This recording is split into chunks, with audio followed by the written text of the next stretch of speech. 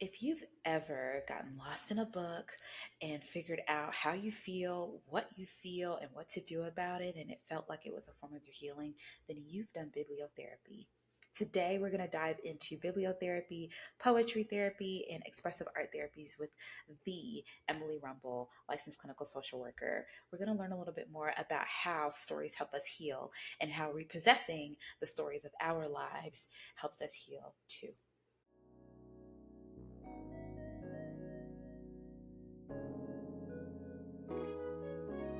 Welcome back to the Black Girl Scene podcast. I'm your host, Kaylin Wilson, a licensed clinical social worker here in Atlanta, Georgia. And this is the podcast where we talk all things feeling seen, known, and loved. Today, I'm so excited. I'm here with a true shining star. I'm actually fangirling today. I am excited to talk with the bibliotherapist herself, Emely Rumble.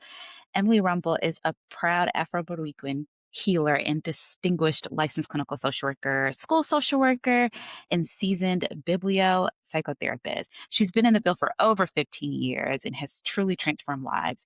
And one of the most standout ways is that she birthed the book Bibliotherapy in the Bronx, her acclaimed debut book, which poses as a narrative research project and a memoir, exploring the healing power of literature in therapy and community care. She's super passionate about advocating for the integration of creative arts in psychotherapy, mental well-being, and self-improvement. And she champions the social justice frameworks to provide neurodiversity affirming, culturally affirming, and liberation-oriented care. Welcome to the show, Emely. Thank you, Kaylin. Black Girl Scene is one of my favorite podcasts, so I'm so happy to be here today. Thanks for having me. Thank you. That means so much. That means so much because I know you also probably stay in a podcast, an audiobook, a paper book. So to Yes, know that you it's know in the it. You know rotation, it. I love It that. hits different though when it's a fellow Black woman social worker, behind the mic. Yes. So I love what you're Yes. doing. Thank you so much. Yes. Shout out to the social workers. This one is for us today for sure. Yes. So I always like to start off by asking my guest, how are you allowing yourself to be seen in this season of your life? Ooh, that's the thing about being a debut author is that you don't have a choice. You're Mm, thrust into the spotlight and yep. you gotta talk about your book and be in that spotlight in order to sell Hmm. books, right? And so I feel Yes. like I've gotten to a point now where I'm getting more comfortable with it. Right? Hmm. I'm getting more practice in it, so it's helping my confidence. And I think at this Hmm. point, just letting my work speak in its fullness, Yeah. not over explaining myself or feeling like I need to overperform, really trusting that the work is gonna find those who Mm-hmm. need it or those who need it will Mm-hmm. find the work in the right time. Yeah. There's so much Yeah. pressure, to Hmm. show up every day and do all the things. And the reality of it is in publishing is that you're pretty much on your own when it comes to marketing, promoting, Mm. and selling your book. Mm. And I'm not right just an author. I have a therapy practice. So like it's the Yeah. balance between all the different roles. So I think for a long time, being seen felt tied to performance for me. Getting things done, having to show up a certain way, be articulate, be on. Like even this morning, I didn't have a chance to do my hair. I said, you know what, that's cool. We're gonna put some oil on that thing That's and we're right. gonna brush it back, right? Like I'm here. That's what matters. That's So all I that think just matters. like allowing myself to be seen, being honest, no matter how that means I have to show up, just showing up. Yeah, just showing up. And it's so fun. Well, I love your hair, and I'm not just saying that. Thank I you. would skip past that comment Well, if I was listen, like, shout out to the, silk head wraps, right? Those hold us on the down. right, right. And there's like this standard, right? Because it's like, what else were we supposed to do this morning? What else were we supposed to look like? How else were we supposed to show up? That means that this is bare minimum. I think we get communicated that all the time, that there's some bar Absolutely. high in the sky. And it's like, for Yep. what? Yeah. It's so real. That pressure is so real, right? Our mother So and our grandmother's real. voices in our head. Make Oh, sure, yeah. your nails are done. Make sure Oh, you got yeah. a lippy on. Don't go out there looking crazy. Yeah, I still feel like I'm taking some of my power back when I go out with a skirt without stockings, and I mean that with love to my Ooh, mother, but I just that's a remember big it being one. like, "You need to have" when we were preparing to record this, I was sharing about how I'm Afro-Caribbean, I have a Caribbean background, and because I'm so connected to where I grew up in Atlanta, I sometimes Like, I truly exist in, like, a double consciousness. It's fully there. I'm so present with the ways that my grandmother and my mother reared me, my aunts, all of that. And, of course, the cultures are just cousins, right? It's Yeah. cousin cultures.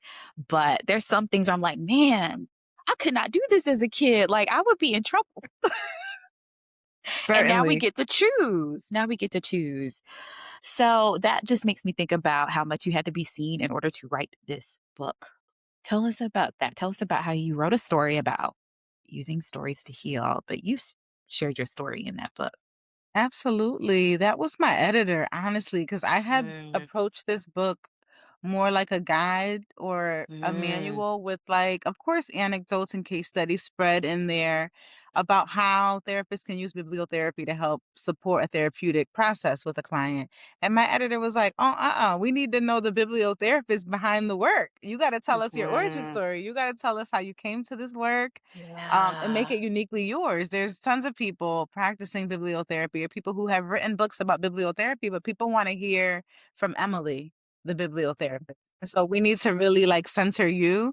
And I was so uncomfortable with that, Caitlin. I was like, Mm, dang, I am cool with like sharing bits and pieces, but how deep do we need to go? And she kind of right. made it clear to me, like, we want to know like from the beginning.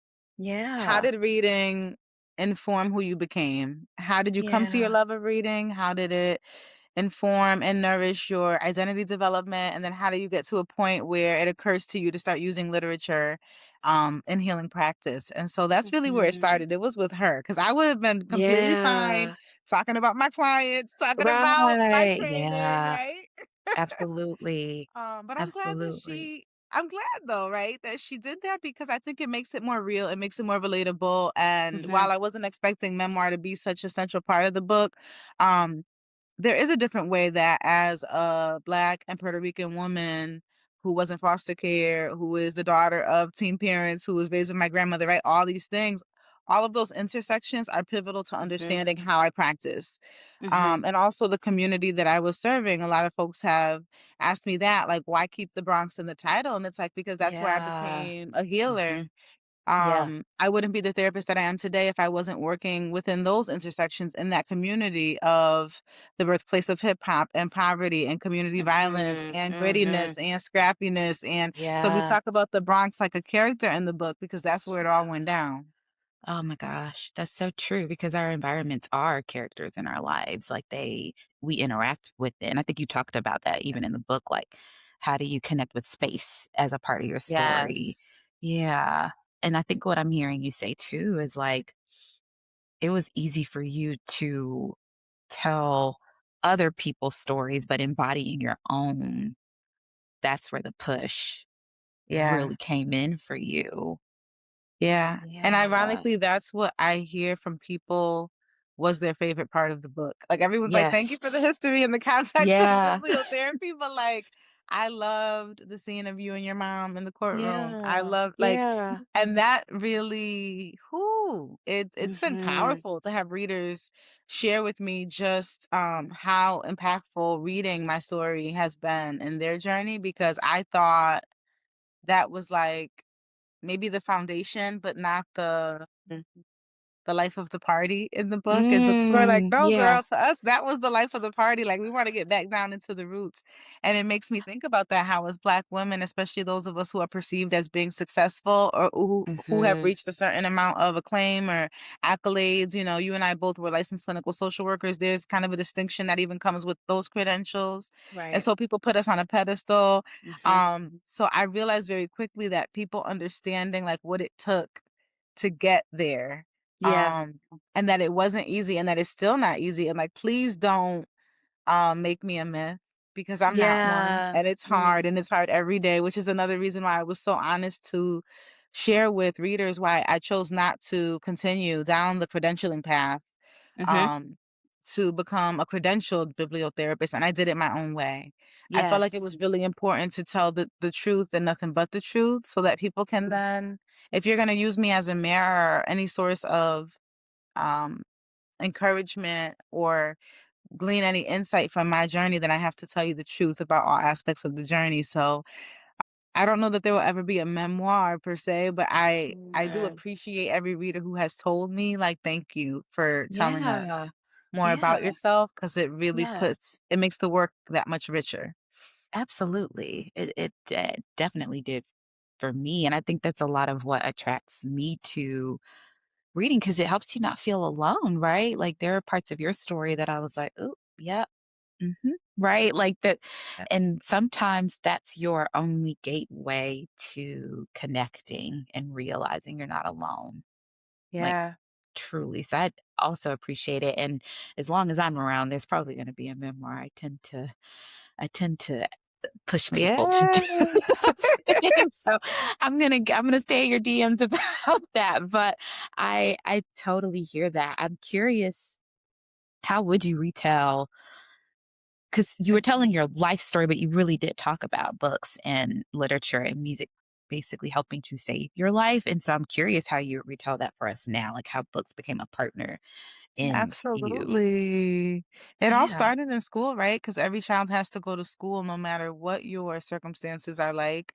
And I had a phenomenal first grade teacher who made reading so much fun. And we would do dramatic plays and we would Mhm. engage with text in creative ways and do Mhm. collages and do paper mache and whatever it was that we were reading, she would have us create art to reflect on. Mhm. And I really just loved her. Miss Parkins is such a huge part of bibliotherapy in the Bronx. I start the book talking about her because I think as a school social worker, and I still do school social work part-time now, I see how like people aren't reading and we're not teaching Yeah. kids to read joyfully. We're everything is based on a metric at school. Mhm. We're making reading a chore instead of making it something that's fun or at least feeding the imagination of children in a way that would lead them to consider what sorts of things they like to read and what sorts of stories they Mhm. find engaging and adventurous.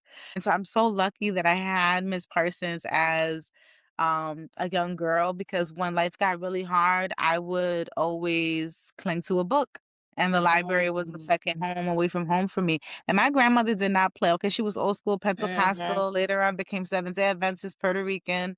I did not have a social life. We were at church 6 days Mhm. a week, no makeup. I remember reaching puberty and she wouldn't let me shave my legs because, Mm. of our religion. And so Yeah. the library was one place I could go. And I was Yeah. able to discover other parts of myself through building a relationship with books and having a Yes. librarian outside of school that really took the time to get to know me.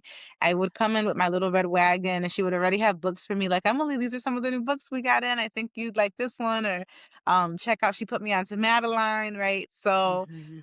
Mhm. that's really where it started. Like the story behind the Yeah. story is that this book came from my life experience. Yeah. Thank you for sharing that. As I'm listening, and this is how I felt when I was reading the book, I'm really grateful that you incorporated other forms of it, which included writing, because Yes. for me, my story was like the same, but with writing it out. So I was in the well, I loved school and all of that as well, like prior to that. But I remember we had a project to do in Miss Hutton's class. Shout out to Miss Hutton. And I wrote a Yes. poem.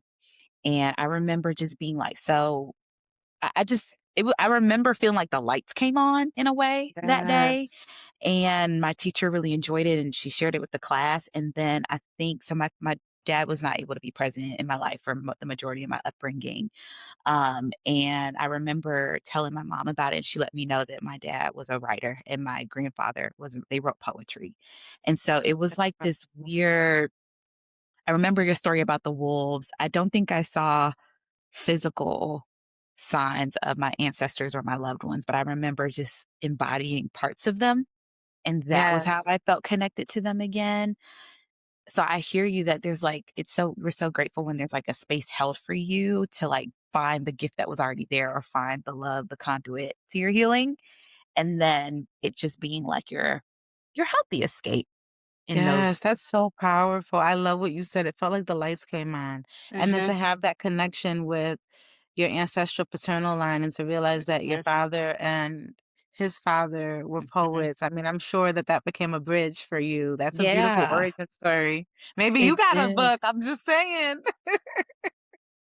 Listen, this podcast took years to and that's why I feel you. I think because like we like consume. Yeah. people's stories.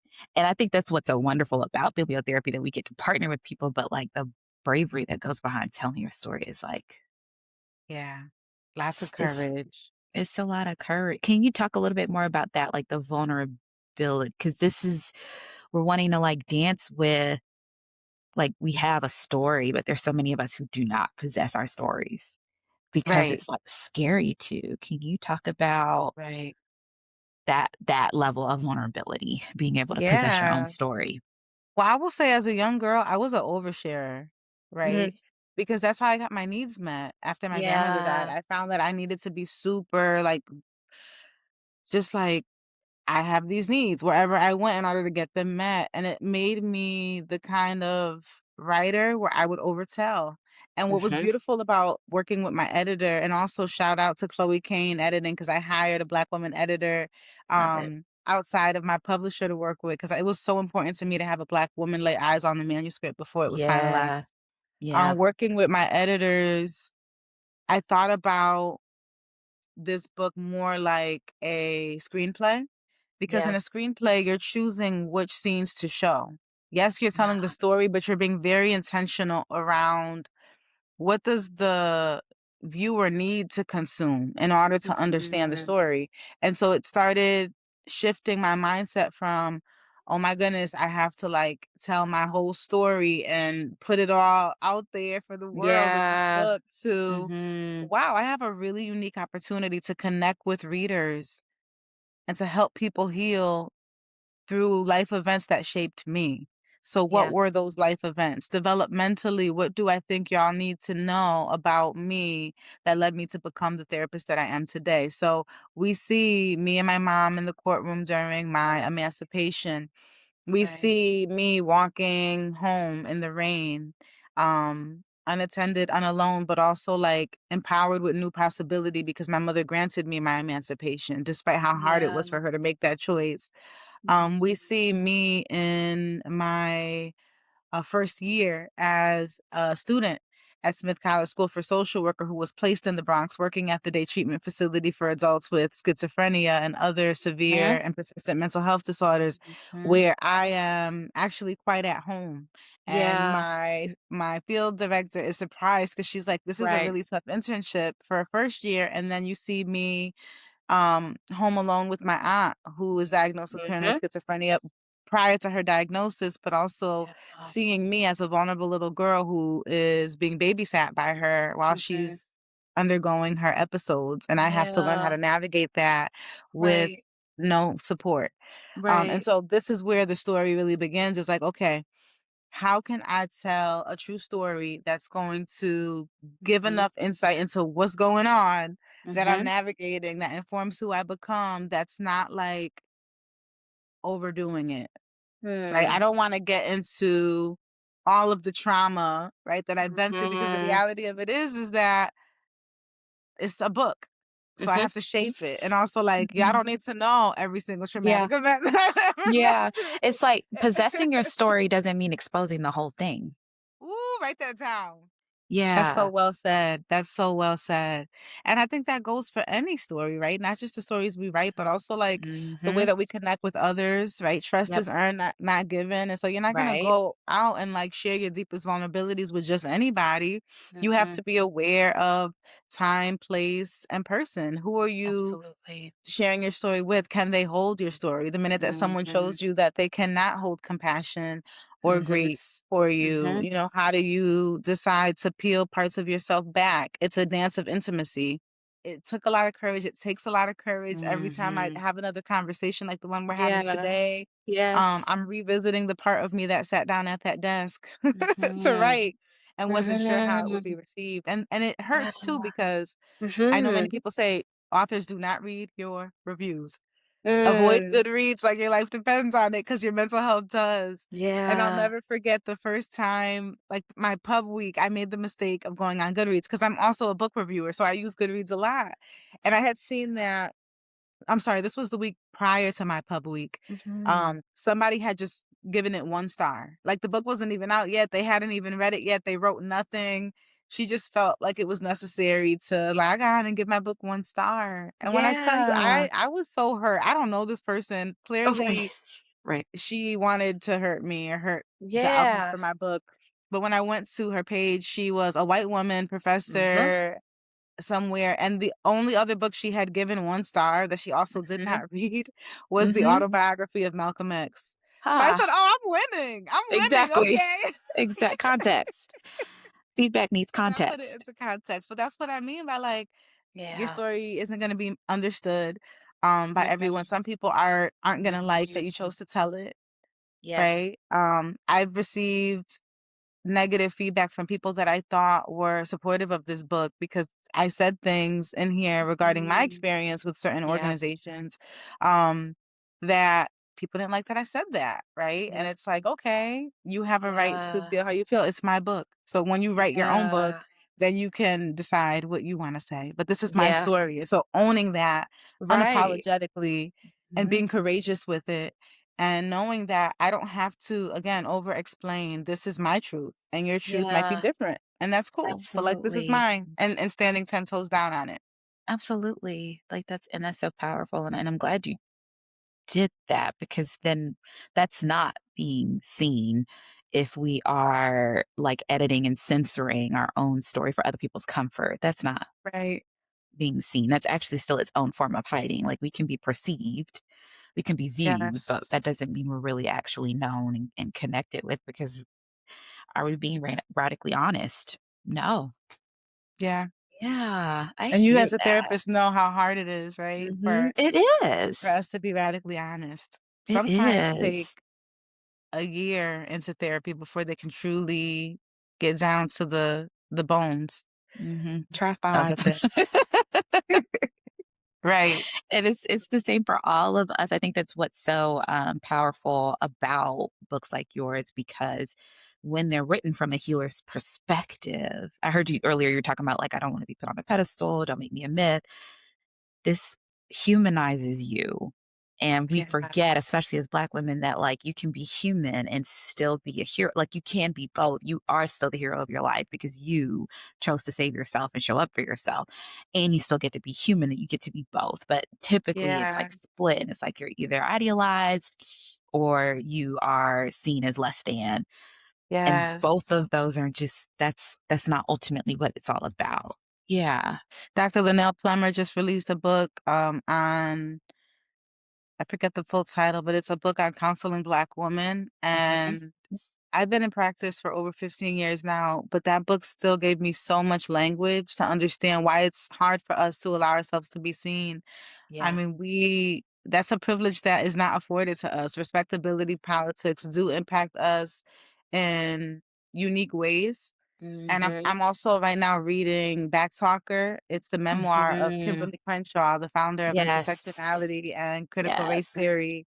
It comes out in May, and I was lucky enough to get an advanced copy. And as I'm reading, I'm just like screaming out loud. I'm talking to the book, girl, because I'm like, Yeah. yes, say that. Like these life experiences that she had, which led her to acknowledge how Mhm. racism and sexism impacted her speaks so much to why our mental health outcomes are so unique and Yep. how we don't, there are certain risks that we take when we allow our vulnerabilities to be seen that are very real, that are very different for They're Black very women, real. especially Yeah. professionally.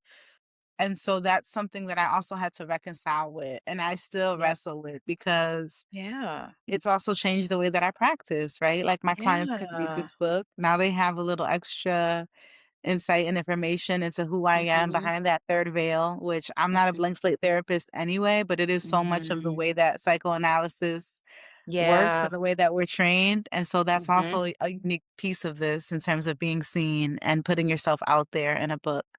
Absolutely. And you're so I mean, I think that's so much of why I started this. Like, I can acknowledge that I was exposed to Brene Brown, and I was like, "Wow, this is great." And then I was like, "Wait, but I actually can't do that." And it wasn't a negative thing. It wasn't like a, "You're not holding hope." I was like, "No, I live it's not safe for me to do it that way, or that doesn't fit for Right. me." And it did speak to me that I wanted to be seen and that I wanted to be more honest and occupy more space. and that I had to be mindful about what that looked like. And I think Yes. sometimes we forget too that it just transcends the typical dynamic of like you're a black woman maybe in a white space or you're a black woman in a professional space. I think even in the home, like there are narratives of how Oh, you show up maternally, whether it's as a parent or with your own mother. How do you take up space with a woman who's gone through what she's been in that world? What do you do when you that's are right. the product of immigration? And that's a whole other top, right? Like there are so many pieces of it where it's like my needs run up against the needs of another. Yes. And our healing is about being able to occupy that mindfully without knowing like it either is or it isn't. So it's You just so better preach. layered. It's You so better preach. layered. It's our lived experiences though. It's Yeah. our lived experience. So then that brings up a real so then here's my question. Because then I may or may not do this, right? So then you get into therapy, especially if you're in a space with like I'm so grateful that I've been able to work with Black women therapists in my own therapy. You're in a space and it becomes you're intellectualizing or Yeah. um oh you don't need another book, but then here's bibliotherapy, here's narrative therapy. So tell me about that. How do we how Yeah. do we like reckon with words and text as a defense mechanism and words and Yeah. text as a healing mechanism. Yeah. Well, I think we have to acknowledge our defenses, right? Like the Mhm, reason why reading is so healing for us is that it lowers our defenses so that we can mhm, actually feel a thing, mhm, so that the way we actually feel about a thing can come into our conscious awareness. When we're reading, we're not socially conscious. We're not worried about somebody there judging us or um respectability politics. It's just us yeah, and the book, and it's an emotionally cathartic experience. mhm, We're emotionally having responses to a text, and so we can feel what we feel.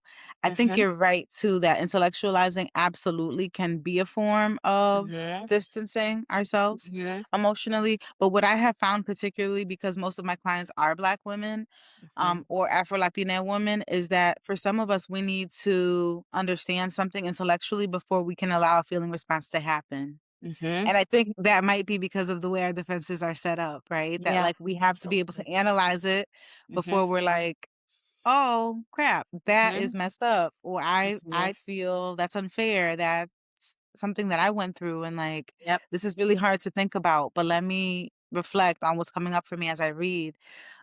So stories help to lower our defenses, give us language indirectly that we didn't even know we needed sometimes, right? Yeah. Um, I feel like when we read, we are approaching ourselves Yeah. sideways. It's not as Mhm. harrowing to be like, have somebody there asking you questions like, well, tell us about the traumatic event. Tell us how you feel. Tell us. Yeah. It's just you and the book. And sometimes it's easier to say, wow, I could really identify with that character, or her mother is a mess. Like, I thought Mhm. my mother was crazy. Her mother's even worse. Like, Mhm. and Mhm. so reading becomes then not an avoidant practice. It becomes Yeah. a bridge to vulnerability.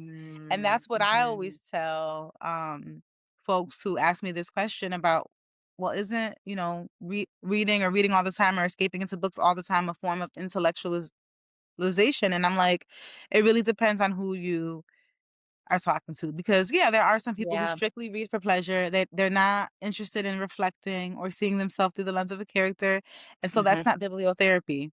But it does Right. become bibliotherapy and therapeutic when we do allow an emotional response to happen, and we do allow the text to help us turn inward so that we can Mhm. reflect on what's coming up and why. Yeah, so it's like the intention behind it. Like if you know you're incorporating it for the purpose to facilitate an emotional experience, then you're Yes. incorporating it with the therapy. You're not necessarily using it to buffer. And I hear you too that maybe Yes. sometimes we do need the buffer. Like maybe we do need, we're not going to jump in the river to get to the other side. We do need the bridge. Yeah.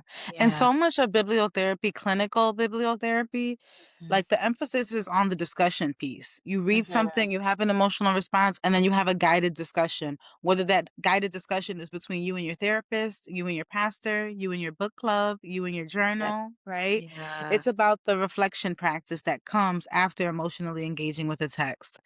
So Yeah. I love what you just said about like the buffer, Mhm. because this is what I've noticed about our society is that relationally, a lot of us don't know how to be in right relationship, or we're very isolated, or we're so Mhm. busy that we're not engaging in social connections. And so that's Yeah. another thing that a love of reading does is it helps to foster more awareness of our Mm. interpersonal relationships, our interpersonal needs that we had that didn't get met, our own reality orientation. Because when you are isolated, your life becomes your reality and you Yeah. get in a bubble and you forget that like there's a whole world happening outside and that everybody Yeah. else's world and reality is different. And so I think that's Yeah. another beautiful thing about bibliotherapy and the way that connecting through literature helps to um connect us to others, not just to Yeah. ourselves in a beautiful Absolutely. way. So these online communities, these book clubs, these book Mhm. swaps, right? These Yeah. are all ways that folks are getting back outside and Yeah. building social connections Yeah. and getting into the art of gathering again, which I think is so important in our Mhm. society today, especially. Yeah, absolutely. I mean, this conversation on third spaces is so needed. Like we don't have them, or we have limited Oh, forms of them now. And I do love that. I mean, I think like right now, Kin by oh, Barry Jones, like that has become like my listen. girlfriends are reaching out. We're going to the tours together. We're like, do we want to read this together? And you're so right. Like those things build community in ways that Mm, maybe just kind of like, and I think the other piece that I'm enjoying is like there's a slowing down that happens with reading, whether it's an audiobook or not. You really do slow down versus these quick flips, stories or things that happen in the news, be it sad or happy. It doesn't sustain you. Like I might send you yeah, a TikTok and it might be kind of funny, but we're not going to have an in-depth conversation and exploration of ourselves off of a 60-second clip the way we will out of a 6-hour book. And so I right, it's like a slowing down and being present in right. ways. Yeah. Every time I hear my sisters say that they're reading Kin together, I'm like, "That's bibliotherapy right there." Because I actually have a Yeah. client right now. She went through a rough patch in a friendship with someone Mhm. that she didn't wanna lose, and she Yeah. texted me last night and she said, "Emily, I went to see, Sayari's book talk, Yeah. and I finally spoke to my friend, and she and I are gonna read Kin together as a way to mend Mhm. their relationship." And I'm like, "That is so beautiful." And I would have never thought of that, but I love that you came up with Mm. that. So Oh, I that book love is that. I cannot sing its praises enough. We could have a whole other pod episode just on Ken, because I Tayari Jones know. is one I of the know. best to ever do it. She's Yes. anointed with her pen. Yes. Yes. Man, that is so beautiful. And I think that blends well into like my next question around can we hear some more about some of those accessible because you really emphasize the accessibility of Yes. bibliotherapy. That's what stands out to me the most. Like I made it through my childhood by reading and writing. Whenever something was going on that I didn't understand, so I hear you on the intellectual piece that we just left. Like I needed to understand what was going on because no one was Yes. there to tell me that these dynamics were harmful. No one was there to validate that. No one was there to see my pain in a certain way. So I would literally go find a book. I would literally be like, what book is going to tell me about this thing that I'm experiencing? I'd go find it. And then I'd play like a junior therapist. And so that was another story, just be trying to therapize everybody in the sixth grade or whatever. But then I'd have this understanding. And then I'd go journal for hours. I still have my journals from childhood I because love that you I still have I them. still have them, they go everywhere I go, and so when I'm moving, people are like, "What is this box?" Don't worry about it. Don't worry about Don't touch that it, don't box. even look Don't at it. touch it, don't look at it, but that box I know I'm getting away from the questions, I'm gonna come back, y'all know how my brain works. That box is like me in there. Mm. Like, when I get lost, when I'm in a pattern or when, like, life is happening, sometimes I go reach in that box. I'm like, "Well, that was my college journal. What was going on there? How did I feel with that person? What was I thinking when I made this choice? How Mm. much was I even journaling in that season? Was I journaling a lot or was I journaling a little?" And it's so much, like, wisdom that I thank my former self for, and I know she needed it. She didn't have anywhere to go. She didn't have people to talk Yes. to in the same ways. She didn't know if it was safe to tell people that this made me feel XYZ. So I just wanted to kind of anchor again at how powerful all these practices are that they follow us. With that being said, coming back to my question, what do we do Mm. now? How can we continue to incorporate this in our lives now. First of all, I'm just jealous that you have bits and pieces of your inner child and your inner teen's voice in these journals. That what a blessing. Talk about journal therapy, writing therapy, bibliotherapy. Like that right there is a practice that supports vulnerability and self-reflection, right? I think Mhm. that's really what we're trying to do here is build practices that are supportive to our well-being. So I think Mhm. journaling is a big one because you don't have Mhm. to put so much pressure on it. I have clients who don't like to write, but they simply doodle. Some of my Yep. clients will take old texts or they'll go to thrift stores, buy old books and do blackout poetry, Yeah. which I love, by the way. I've gotten into it recently with one of my clients and it's such a great Wait, can you tell us practice. more what that is? It's like, tell us more what that is. Yeah, so blackout poetry is you would get a book and then get a black Sharpie or a black Yeah. pen and just black out words in order to create a new poem or a new stanza or a new sentence. And Yes. it's really beautiful because you only have the page to work with. So you're working with the text Yeah. that's on the page. And actually, in Let the Poets Govern, which is Kamajani Felix's new nonfiction release, she's got Mhm. like visual examples of her blackout poetry. So for anybody who's interested in learning about that technique, definitely check out Let the Poets Govern. But it's a practice that any of us can do. And I know many of us who are bookish, we're like, I don't want to deface my books. That's Mhm. okay. You could go to a free little library. You could use one of your Yeah. advanced readers copies. You can Yeah. rip a page out of a magazine, right? And just practice in Mhm. small ways with blackout poetry. But it's a great way to start Wow. journaling or writing in a fragment, I like to call it. So like even journaling Yes. in fragments would be for some of my clients, it's pulling an oracle card or a tarot card in the morning and then just reflecting on what the card says or what the image Mhm. invokes in you or the symbols are invoking in you.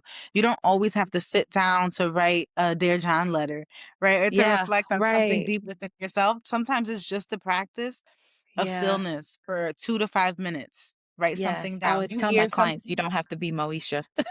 I love that, exactly, and Brandy's memoir is out, by the way, I need you Yeah, to read I it because the know, I streets are know. talking. Yes, I they love are. that. They So that's are. like our early formative years, right? We saw Moesha doing Yeah. it, and she Mhm. had the music start playing in the Mhm. background. Mhm. Writing from a character's perspective. If there's a character that you really, identify with, write from their Mhm. perspective, right? This is gonna also help open your imagination and give you new language and new vantage points and entry points into writing practice and reflective practice. I'm a big annotator, so Mhm.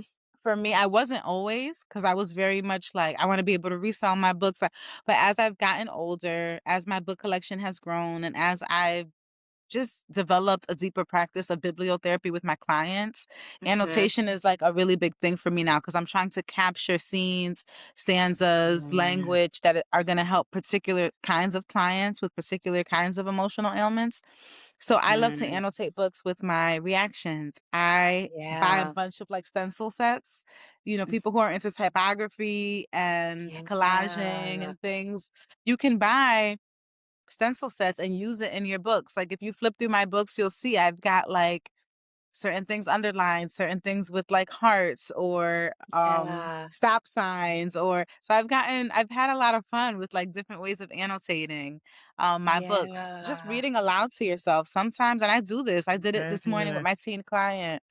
She'll read a stanza, I'll read a stanza, and so we're reading aloud and we're noticing how her body is responding to what the protagonist is Mm. saying. The protagonist is also a girl in 7th grade who just lost her dad, Mhm. and so there are moments where she's allowing an emotional response to happen that she would never have been able to allow had we not been Yeah. reading Eva Lisa's story. So as Mhm. she's reading Eva Lisa out loud, she's like, "Oh, hold up. I can feel it Yeah. in my chest now. I can feel the Yes. tears welling up now. My hand is getting a little shaky, like, and so we Yeah. pause in that moment. Mhm. What is your body communicating here? And it's a Mhm. beautiful way to build capacity slowly as you become a Yeah. deeper reader. Yeah. Oh my gosh. I'm like sitting here. First of all, I'm like, okay, I need to go do all of these things right now. Like, I just want to do all of them. These are so beautiful. And it just shows the limitlessness of creativity. Like, Yes, that part. there are bits and pieces. I would have never thought about blackout poetry. actually gonna do that now because I just wouldn't have thought about it that way. And what I'm hearing is like not only is it sometimes like this buffer to support you until you can go there, but it's like a belt line. It's a beltway, like it's taking you there. I That is love that so analogy. beautiful. Listen, this is how I know you're a bomb therapist because you with the analogies, amazing. I Well, but love it's that, because of the belt biblio that line. like it I thank you. I appreciate I'm gonna receive the comment. I must receive the compliment. It's also because that's been a practice, like, I think you named really clear, like, a lot of us didn't know we were doing this. I didn't know Right. that when I learned what alliteration was and then started playing with, like, words in my paper, I didn't know that was me feeling. I didn't know that figuring out the feeling of this character, and then when you're doing the book report and you literally have to do that exercise of Yep. finish the story from so and so's perspective, that was me building empathy, emotional literacy, right? Like, I didn't know those things, and so I think that's a lot of where my ability to connect with language came from Yeah. and supports me in my therapy work, but it's so much of how I do life too, because I think to this day, I still my first portal to a feeling is still just gonna be through like, that's just here. I gotta think about it, but when I break it down, I can say, "Oh, wait, that's like the plant that needs" like, Mhm. that's how I then bring it out because I don't it's Yeah. hard to get it from here to here because it was not safe Yeah. to be here. It just wasn't Yes. safe to And be this is here. where safety is. Mapping it Yeah. out, planning it Mhm. out, being hypervigilant about what we're stepping into. We need Yeah. that's the map, right? That's the Yeah. map right there. So and Yeah. as Black women, we need that. Like I would never Mhm. tell a Black woman not to intellectualize or analyze. And I think once I read Mhm. Dr. Linnell Plummer's book, it really made that click for me that this is a safety mechanism. Yeah. And while it looks like a defense mechanism and on Mhm. paper, right, psychologically maybe it is, but for Black women, it's about safety and it's about Mhm. how we haven't Mhm. had the luxury to Mhm. feel safe No.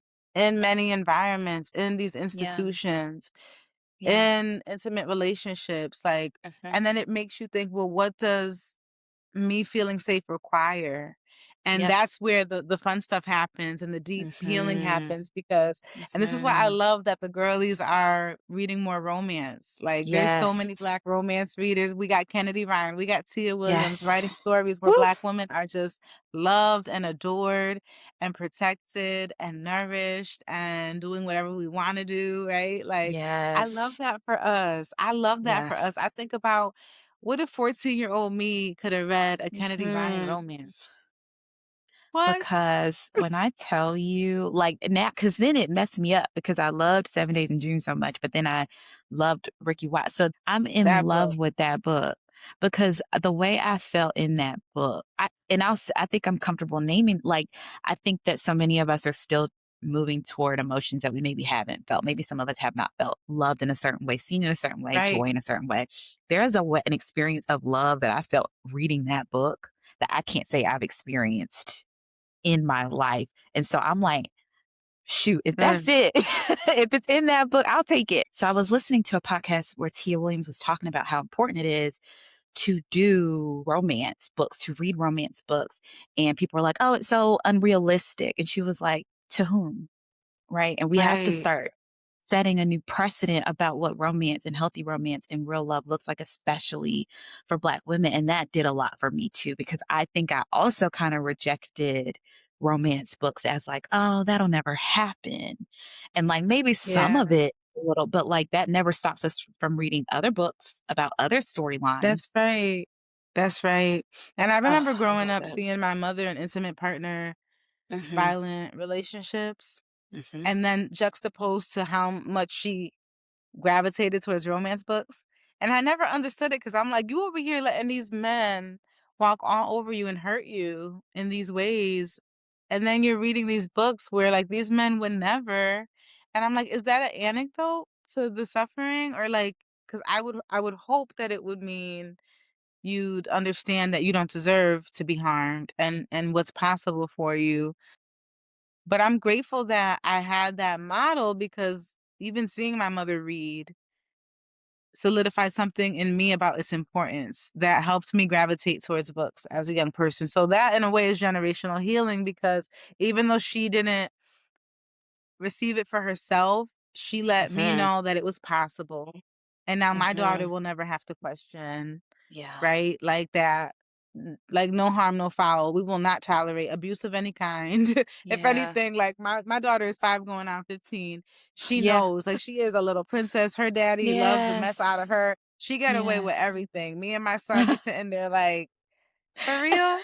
My husband raises his voice just an octave, and she Mhm. be dead wrong, and he's correcting her, Yeah. and then he'll come back out the room, "Honey, daddy, sorry, daddy didn't mean to."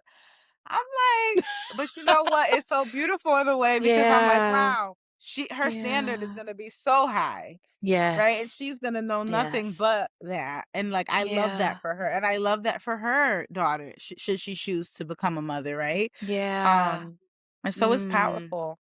Yeah, you're talking about, like, this legacy building of healing that I think is just so powerful, and it makes me think about, like, stories in and of itself was about legacy and was about passing it was about preservation Yep.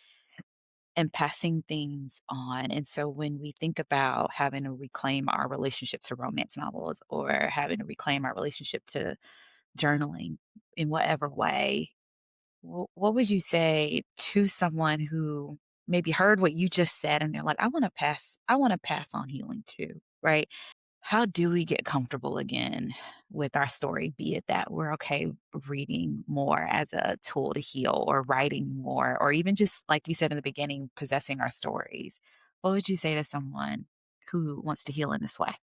Yeah, I love that. Legacy building is such an important part of bibliotherapy in the Black community in particular, Hmm. and in all BIPOC communities, but I think particularly for Black women, because that's your core audience. It Yeah. starts with honoring the ancestors, right? It Hmm. starts with a curiosity about your grandmother's story and Hmm. how that informed your mother's story Yeah. and your mother's story and how that informed your story. Because Yeah. so many of, especially growing up, my mother isn't Black, she's Puerto Rican. Um, Hmm. but just from counseling Black women who are being mothered by Black mothers, I find that Hmm. there's so much that we don't tell our daughters for the sake of Hmm. like, don't be in grown folks' business, even when you're already an adult, or Yeah. just like the shame that we internalize that Yeah. like, I would never tell my daughter that story, right? Like I'll give you bits and Yeah. pieces, but like that's not for you to know. So Mhm. sometimes it's healing just to show a curiosity of your mother's story. Like, hey Ma, I Yeah. know you told me that this man was abusive towards you, but you never told me how you guys met. You never told me what made Mhm. you fall in love before the abuse started happening. What went wrong? Yeah. Like, right? Like Mm. those kinds of entry points that start with Mhm. love and tenderness and curiosity, not judgment. Because the reality of it is that you'd be surprised. Like I've had clients where I give them that therapy homework and I'm like, why don't you go to the nursing home and interview your great Mhm. grandmother? And they looking at me like I'm crazy, like, girl, do you know Mhm. my nana, like, she gonna look at me Mhm. like I'm crazy, and I'm like, "Yes, she might, but she might Yeah. surprise you too, so if you don't Mhm. ask, you'll never know." And so Yeah. sometimes it's just like the invitation to connect and to share. Like you said, oral Yeah. stories is where it starts. It's the knowledge and the history that gets passed down, and even just starting with an oral story that's well known in your family lineage or a myth, right? We always have, like, Mhm. family lore tales that we Yes. tell. We're like, "There's no way that could be true," but we keep passing Yeah. it down anyway because this is Exactly. just what we know or what we share about so and so's Yeah. father, grandfather, whatever. So Mhm. I think that's a wonderful way to start, right? And if it Yeah. feels too scary to do it directly, Mhm. start in a moment where everybody is sharing stories anyway. Start at the dinner table. Start during the Mhm. holidays when everybody's having a little coquito or a little, Mhm. a little Yes. brandy or Yes. something, and Right. everybody's defenses are down. Get people Exactly. Yeah. talking, right? That's Pull right. out the family albums and like go through Yeah. pictures, like just finding an Mhm. entry point. Because again, it's about safety. What would make your great Yeah. grandmother safe enough to go Mhm. back in time and to share some of her memories? Mhm. Recently I Mhm. had my father-in-law over. He's in South Carolina, and we were talking about what my daughter is learning. This was Black History Month in February, and I said, Papa G, why don't you tell us what it was like to go to Mhm. segregated schools. Like, it's something Mhm. that we always think was like generations ago, like so Yep. long ago, but really it wasn't because you Mhm. were what, 11 when Yep. schools started to be integrated. And so he literally could not remember. Mhm. Like, I Mhm. could see in his like mind, he's like, wow, I've never been asked that Mhm. question before. And my daughter's Mhm. curious now because she's like, oh, Papa, what's segregation? What's integration? You know? Mhm. And after his trip, he goes home and stuff. But he called us the following week and he was like, can I talk to Quest? I want to answer some of Mhm. her questions. And I forgot what we had asked him. And he was like, remember about the schooling question? Mhm. And I was like, oh, yeah, you remember? And he was like, yeah, it took me a minute, but because you asked, Yeah. Mhm. it started coming back to me. So that's how I want us to Yeah. approach our I love ancestors and our that. elders. Because you Oh. asked, now I can Mhm. tell. Now the Yeah. recollection is happening. So that's Yeah. really where I would start, and you'll see how Mhm. many stories there are to tell, and then it'll Oh my get you gosh. understanding more about yourself and your own unique story. Yeah, it's like the sacredness of, like, sitting at the feet of your elders and, like, yeah. Something else that Yes. came up for me, I wanna hold space for this too. What about us who were disenfranchised from our stories? So I'm thinking Oh, about those of us who, yep. both don't know our families, maybe we don't know all the members of our families or we're estranged from our families, and so it really isn't safe to go access Yes. stories in that way. And I think this is where I can identify I was the story keeper. So far too young, I knew far too much. Both in ways where it was like, we're keeping this from you because you're too young, but also I'm still going to tell you, and you have to just hold it before your body can metabolize Yeah. it. And so, and I think that's still a form of disenfranchisement because you weren't ready for that story. So, what would you say for those of us who maybe our relationship to stories is very painful? Thank you so much for these questions. These are such important questions, especially in the context of what we're talking about.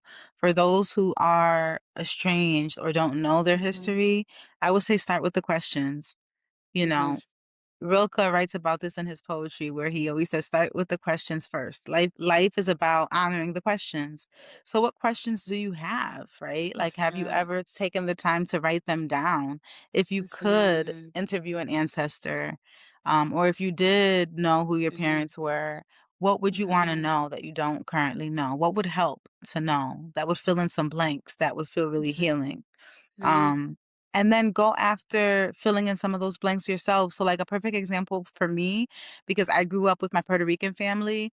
My mhm, father was in and out of jail my whole life. His sister, my Aunt Mel, who I love to death, she would come pick me up every now and then. mhm. She had her cigarettes, her red lipstick, her Yeah. Ford. So I learned a lot. I learned everything really about Black womanhood through my Aunt Melody and my Mhm, father's sisters and my grandmother, God rest her. But I remember having a foster mom when I was in foster care before I was emancipated. Shout out to Davita. I call her my auntie mom. She made yeah. me an album of all of the Black American music that I should have grown up listening to had I grown Mm, up with my father's side of the family. Um, and it was so beautiful. I mean, she put me on to the Isley Brothers, people that I knew, but I didn't understand the relevance of their cultural impact, right? Like Aretha Franklin, mhm, Diana Ross, Earth, Wind and Fire. Like she was like, and this is like a classic. And we would go through the album covers and she taught me so mhm. much and it was so healing for me because I Yeah. wasn't necessarily learning this from my father or his family, but she was what Mhm, filled in those blanks for me.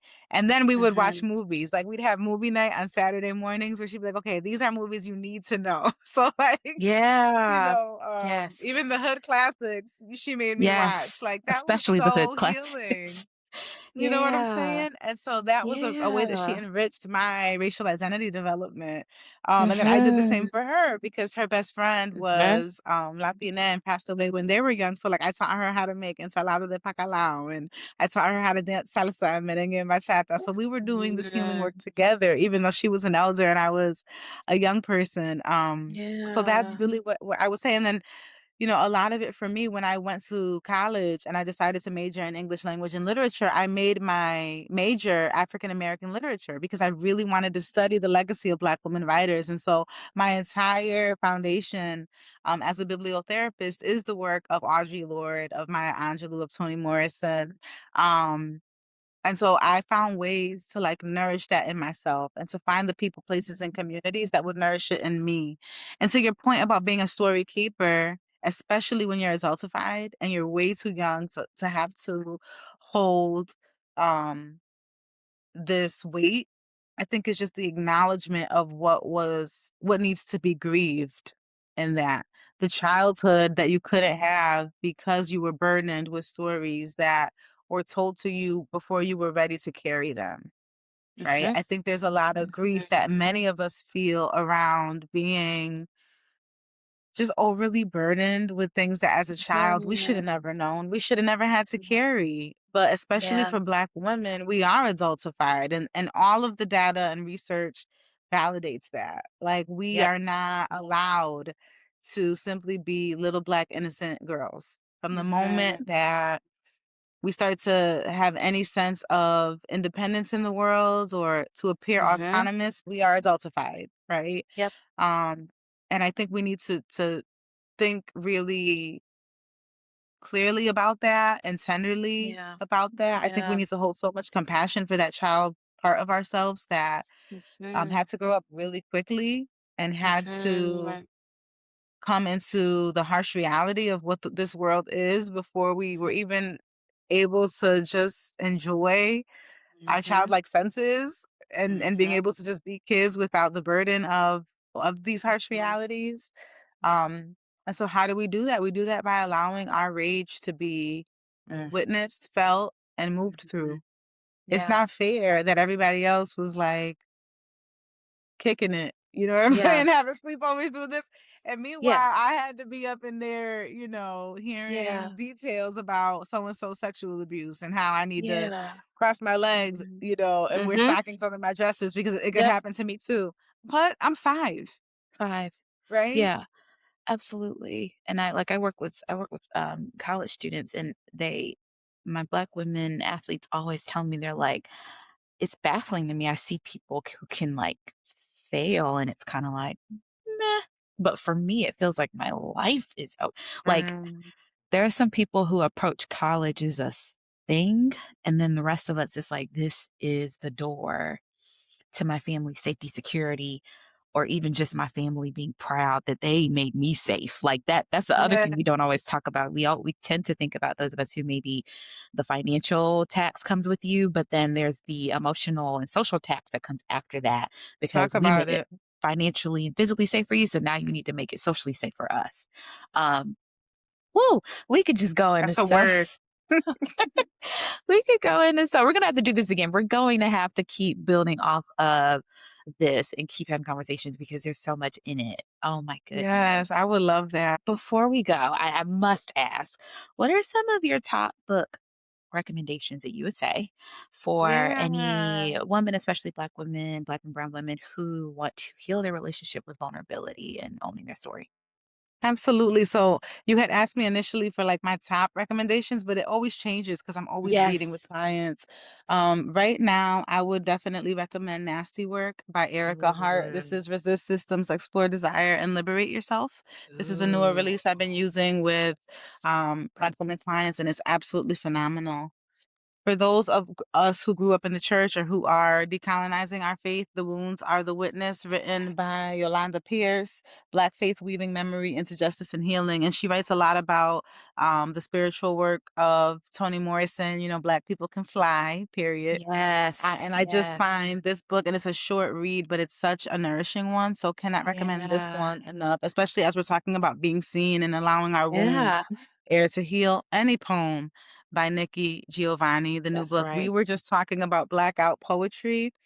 And if I Yeah. could just quickly read a poem, because this poem, it's a short Please. poem, and my client did the most beautiful blackout poem to it, but I'm going to read the whole thing. It's Okay. called Floating. I'm always interested in my dreams when I awake. Sometimes I'm holding hands with a former lover, sometimes a future one. Usually I'm sitting by the window watching the raindrops fall. I wish I could ride them back up, bouncing on top, twirling around, wrapped in a bubble cloud, no thunder, no lightning, just me with you, just floating down a solo river, humming a love song, dreaming. Such a beautiful poem. And I Yeah. love this idea of floating, right? Like we're Yes. allowing the emotional responses to happen. We're not trying Mhm. to numb it down or Mm-mm. dumb it down. We are just floating through it. And Yeah. that's what reading does for us. And I just love the imagery in Nikki Giovanni's Yes. poems. She's like a straight shooter, but she Yes. speaks with so much truth and And raw color. emotionality and color, Yeah. right? So Yes. and this is a great Mm. collection of all her poetry they pulled from all her works in the new book. Oh, This I is a love recent release. that. And recently, Black Single Mother released by Jamila Yes. Lemieux. This one is a Yes. hot topic right now in the book community. There's been a Mhm. little bit of drama around it because people Mhm. have been saying, she's being too vulnerable about Oh. being a new author. But what I love about Jamila is she don't care what Mm-mm. nobody got to say. She She was one wrote of the this book, first writers that I followed in undergrad. I double majored in Black psych Twitter. and journalism. Yes, because I was like, she's Yes. saying it. Yes. Okay, well, And you I said think it. Stories don't always make us comfortable. right. And I think her unique way of promoting her book during Pub Week was to share so much of the disappointment, rage, and discomfort that was coming up Yeah. for her as a debut author. And the book community kind of got on her for that because they were like, hey, you're tanking your first week by like being so vulnerable and emotional online. Why don't you bring that to the group chat? But I feel differently. I feel like why does it bother people so much when a Black woman is so allowing herself to be so visible? Mhm. Because Jamila is someone Mhm. who has gotten to the place where she's at as a public voice because of her unapologetic vulnerability. And that rubs some Exactly. people the wrong way. And it rubs Mhm. some Black women the wrong way, Mhm. especially those of us that are intent on Mhm. respectability politics. And you don't have to think that Jamila's respectable or not. She don't care. And Right. also she wrote an amazing book that's going to honor the experience of Black single mothers. She's got Right. contributions as well from other Black single mothers who are Mhm. experts in their fields. And I just feel like Yeah. it's the first book of its kind where Black Mhm. women are being able to tell their stories of falling in love, getting their hearts broken, having a child, and then having to learn how to co-parent through emotional wounds. And so Yes. talk about vulnerability, like, whoo, I Mhm. read some of these stories and I was boohooing, I'm not a Black single Mhm. mother, but just as someone Mhm. who works with Black single mothers and my mother, Mhm. um, sharing stories and like just seeing what Black single mothers have to navigate in our society every day, I said, Mhm. look, Jamila's in her big Mhm. one with this book. So put some Yeah. respect on her name. Mm. Um, I and love really, of it. course, anything by Bell Hooks, Toni Yeah. Morrison, like read our great The OGs. for, you know what I'm saying? Read our great foremothers because someone Mm. said this too. If they were on social media, they'd be unlikable too. Yes. Yes, Right? because Like I really wanna answer your question about, like, what someone why don't people like it when we allow ourselves to be visible, and I think that's why being seen as a Black woman is radical inherently, because when we possess ourselves, you have to possess what you threw on us and that be part. accountable to it, and people don't want to. We are in the position socially, economically, emotionally in this world because people disenfranchise their grief and their experiences, their social capital, put it on us, made us the mules, made us the harbors of all of the emotions, and then told us to shut up and deal with it. Talk That about is it. why when we sit down and we say something, we own something, we do something, it does make the ground shake because they know. It's almost like when you have like if you see those fun TV shows when like that one kid has the secret and they know if that kid speaks, everything falls apart. Yep. That's the Black women of the world. They know There when you we speak up, go. it's all over with because we know the truth. That's right.